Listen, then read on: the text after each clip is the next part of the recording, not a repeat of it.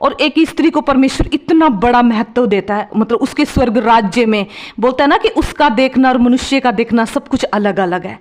तो मनुष्य तो एक स्त्री को तुच्छ समझता है, लेकिन स्वर्ग में उसका उल्टा है। स्वर्ग उसको एक बड़े योद्धा के जैसा देखता है ना, एक बड़ा इतिहास रचने वाली स्त्रियां।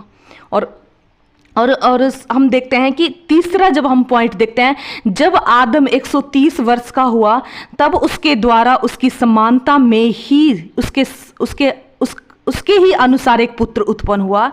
उसने उसका नाम सेत रखा। मतलब परमेश्वर ये बताने की कोशिश कर रहे थे, अभी आदम का जन्म हुआ था तो परमेश्वर ने क्या कहा कि ये परमेश्वर के समान और स्वरूप बना। लेकिन जब पाप के द्वारा किसी मनुष्य का जन्म हुआ, आदम ने और हवा ने जब पाप किया, वो जब मनुष्य के द्वारा उत्पन्न हुआ, तो वहां पर क्या लिखा है कि आदम की समानता और स्वरूप में वो बना, मतलब मनुष्य के स्वरूप में वो बना। इतना परमेश्वर मतलब एक आदम, और परमेश्वर यहां पर सेत को देकर भी क्या कहना चाहता है। अगर परमेश्वर का हृदय शुरू से हम देखते हैं कि कितना परमेश्वर हमसे प्रेम करता है, हम पर दया करता है।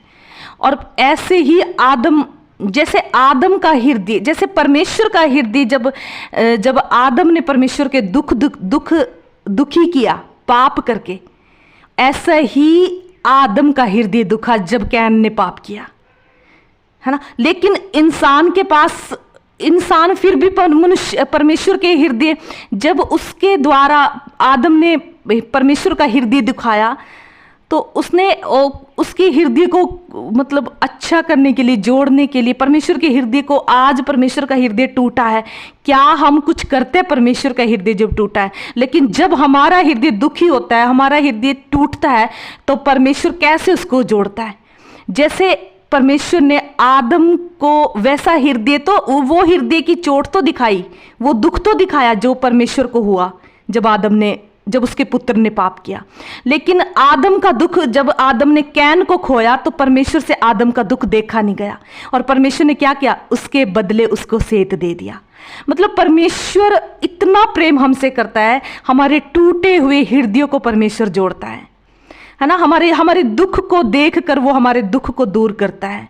मतलब उन इंसानों की नुकसान की भी वो भरपाई करने वाला परमेश्वर है।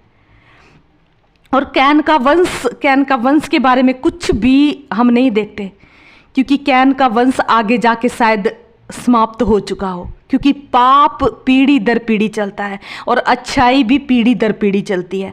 जब हम इस सैत के वंश को देखते हैं, जो परमेश्वर ने हाबिल के बदले सेत को दिया, तो परमेश्वर ने जब उसके दुख पर दृष्टि की, तो परमेश्वर ऐसे ही नहीं करता दुख पर दृष्टि, ऐसे नहीं वो टूटे हृदयों को जोड़ता, लेकिन उसमें वो बड़ा इतिहास रच देता है। परमेश्वर ने जब सेत को दिया, तो क्या हुआ, सेत ने आगे चलकर नूह को जन्म दिया, हनोक को जन्म दिया, अब्राहम को जन्म दिया, उसी पीढ़ी से मसीह का जन्म हुआ।